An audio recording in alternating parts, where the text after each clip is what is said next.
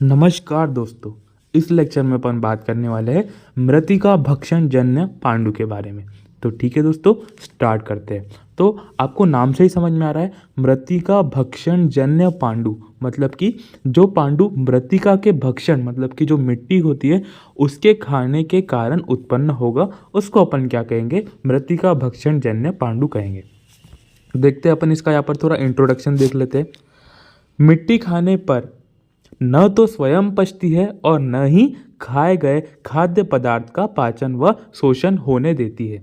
तो मिट्टी क्या है? मिट्टी जैसे ही बालक जो सेवन कर लेता है, बच्चों में कॉमनली इसको देखा गया है, इसलिए अपन बालकों में इसको इस व्याधि को पढ़ेंगे। तो मैक्सिमम लोग मतलब कि जो बच्चे होते हैं वो मिट्टी का सेवन कर लेते हैं। तो जो मिट्टी होती है वो ना स्वयं पचती है, खुद भी नहीं पचती, और खाए हुए जो अन्न होता है, खाद्य पदार्थ होते हैं, उसका भी पाचन व शोषण नहीं होने देती है।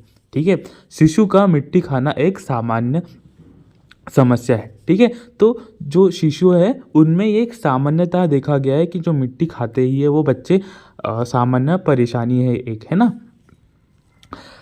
नित्य मिट्टी खाने से जो बच्चे नित्य मिट्टी खाते हैं उनमें पांडु, शोभ, कास, अतिसार, कृमि, छर्दी, मूर्छा, अग्नि मांद, ये सब बीमारियां देखने को मिलती है। ठीक है, मिट्टी खाने से क्या क्या होता है देखो, पांडु, कास, अतिसार, कृमि, छर्दी, मूर्छा, अग्निमांद। ठीक है, मिट्टी के रस के अनुसार रोगियों में तीनों दोष में से कोई एक दोष कुपित हो जाता है ना। तो ऑन द बेसिस ऑफ कि मिट्टी में किस रस की प्रधानता है, उसके अकॉर्डिंगली मनुष्य के अंदर या फिर रोगी के अंदर वह दोष प्रकोपित हो जाता है।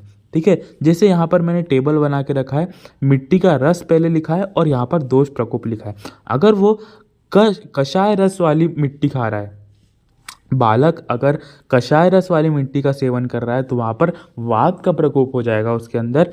ऊसर क्षार युक्त मिट्टी का पान कर रहा है, सेवन कर रहा है, तो पित्त का प्रकोप हो जाएगा। और मधुर मिट्टी वाली जो रस है उसका अगर प्रयोग कर रहा है तो उसमें कफ दोष बढ़ जाएगा। ठीक है, इतना समझ में आ गया। मतलब कि क्या है, अकॉर्डिंगली मतलब कि जो मिट्टी है उसमें एक रस रहेगा, जिस रस की वहाँ पर प्रधानता होगी उसके अकॉर्डिंगली उसके अंदर दोष का प्रकोप होगा।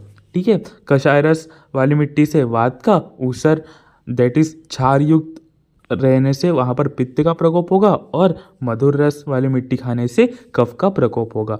इसके बाद मिट्टी में उपस्थित विभिन्न रस एवं रुक्षता, रस आदि धातु एवं शरीर में विभिन्न अंगों को रुक्ष कर देते हैं। तो मिट्टी में क्या है, अलग अलग रस रहते हैं एवं वो रुक्षता उत्पन्न कर देंगे, काय में? रस आदि धातुओं में, और शरीर के विभिन्न अंगों में वो रुक्षता भी उत्पन्न कर देंगे।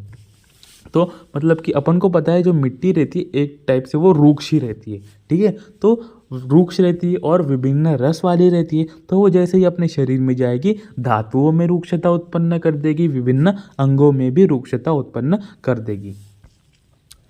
अपक्व अवस्था में ही मिट्टी स्रोतसों में भर जाती है, जिससे स्रोतस अवरुद्ध हो जाते हैं और धातुओं का सम्यक पोषण नहीं हो पाता है। ठीक है, ये समझ में आ गया। मतलब कि क्या है, जो मिट्टी है उसका पाचन तो होगा नहीं, अपन ने देख लिया, तो वो क्या है, अपक्व अवस्था में ही मिट्टी स्रोतसों में भर जाएगी। स्रोतसों में जैसे ही वो भर गई, वहाँ पर स्रोतसों का मार्ग अवरुद्ध कर देगी, जिसके कारण धातु का सम्यक प्रकार से पोषण नहीं हो पाएगा। मतलब कि क्या है, जैसे ही ऑब्स्ट्रक्शन हो गया किसी पैसेज का, तो वहाँ पर आगे उत्तर धातुओं की वृद्धि नहीं हो पाएगी, तो सम्यक प्रकार से धातु का पोषण नहीं हो पाएगा, क्योंकि वहाँ पर मिट्टी भर चुकी है स्रोतसों में।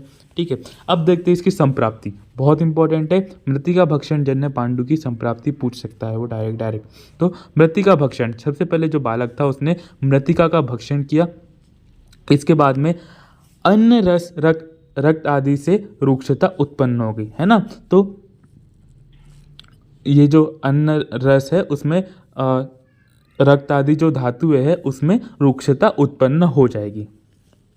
इसके कारण जो मृत्तिका मृतिका का अविपाक, मैंने बताया था आपको मिट्टी जो है वो खुद भी नहीं पचती है और खाए हुए अन्न को भी नहीं पचने देती है, तो मिट्टी का अविपाक होगा और स्रोतो अवरोध हो जाएगा, है ना, स्रोतो अवरोध हो जाएगा क्योंकि मिट्टी स्रोतों में चली जाएगी तो वहाँ पर स्रोतो अवरोध कर देगी, धातु का पोषण नहीं हो पाएगा, जिसके कारण ओजछय, इंद्रियों का नाश, बल, वर्ण, अग्नि का नाश हो जाएगा और पांडु रोग की उत्पत्ति हो जाएगी।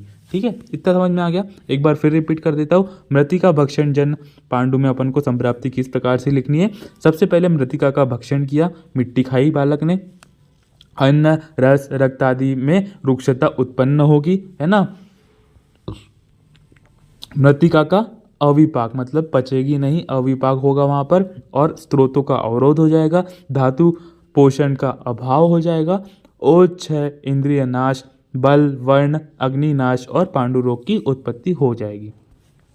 इसके बाद में चलते हैं अपन लक्षणों में। तो लक्षण क्या क्या देखने को मिलेंगे, बहुत इंपॉर्टेंट है लक्षण।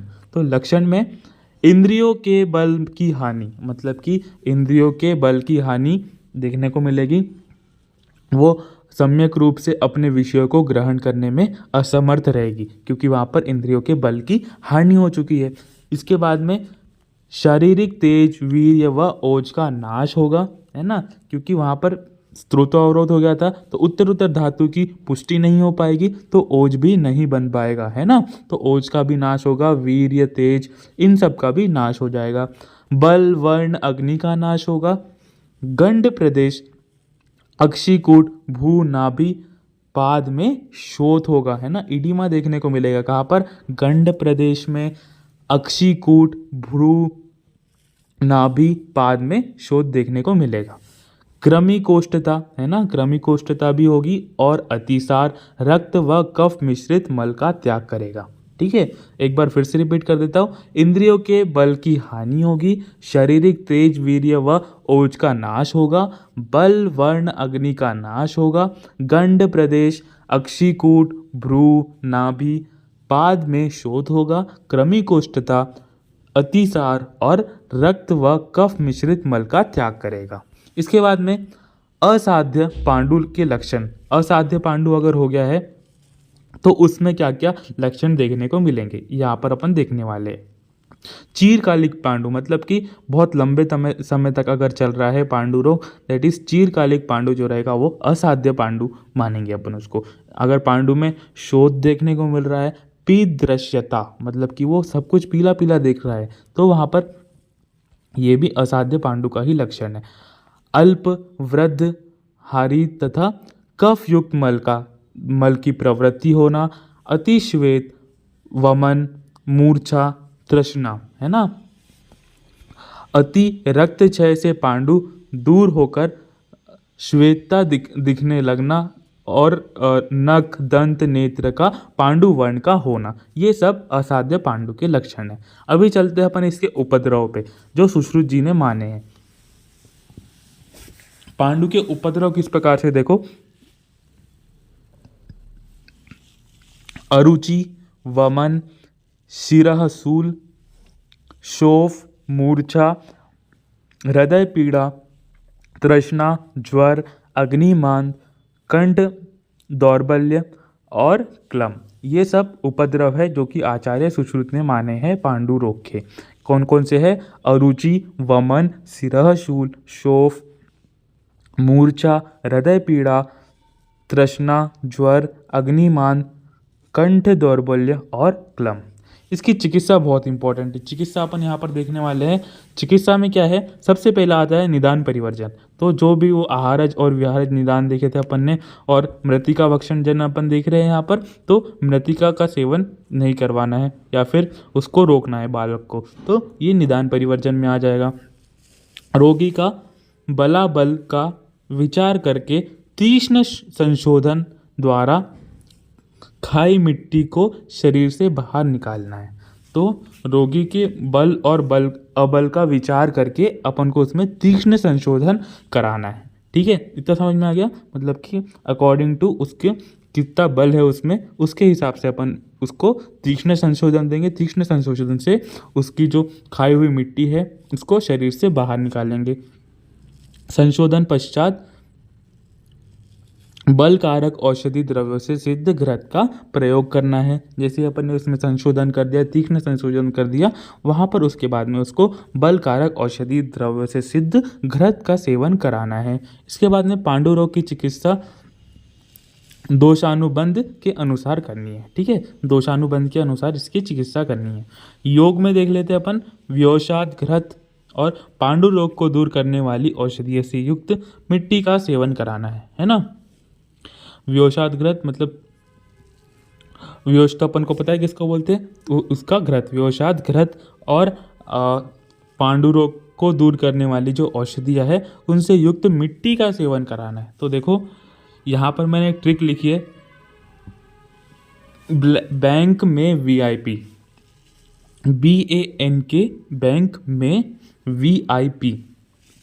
बी से क्या याद रखना है अपन को, बृहति, ए से अतिविषा, N से नींब, K से कटुकी, M से क्या याद रखना है, मूर्वा, VIP देखो VIP, V से वायविडंग, I से इंद्रयव और P से पांग। ठीक है, तो ये अपन को ऐसे करके इसके ये जो योग है वो याद रखना है, बृहति, अतिविषा, निम्ब, कटुकी, मूर्वा, वायविडंग, इंद्रयव, पांग। ठीक है, इसके बाद में अपन नेक्स्ट टॉपिक को देखेंगे। ये अपना कवर हो चुका है मृत्तिका भक्षण जन्य पांडु। धन्यवाद।